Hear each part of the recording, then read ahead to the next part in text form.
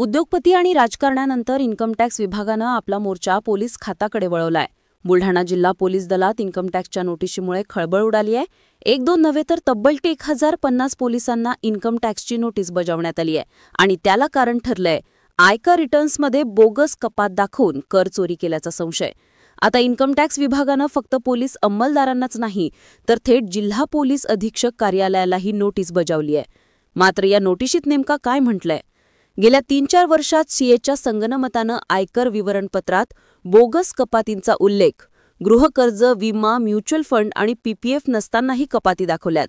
कलम 80C आणि गृहकर्जावरील व्याज सवलतींचा समावेश आहे.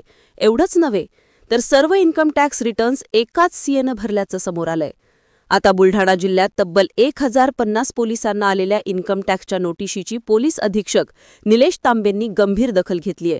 तर सर्व पोलीस अंमलदारांनी आपले इन्कम टॅक्स रिटर्न्स तपासून दुरुस्ती करण्याचे आदेश दिलेत. तर या प्रकरणी साम टीव्हीनं निलेश तांबेंशी संपर्क साधला असता अभ्यास करून प्रतिक्रिया देणार असल्याचं म्हटलंय.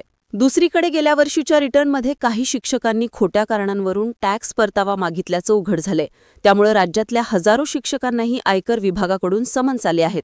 मात्र आता इन्कम टॅक्सनं फक्त बुलढाणाच नाही तर महाराष्ट्रातील सर्वच शासकीय अधिकारी कर्मचाऱ्यांच्या उत्पन्नाची चौकशी होणं गरजेचं आहे. त्याशिवाय कर चुकवून शासनाची फसवणूक करणारे सरकारी बाबू वठणीवर येणार नाहीत.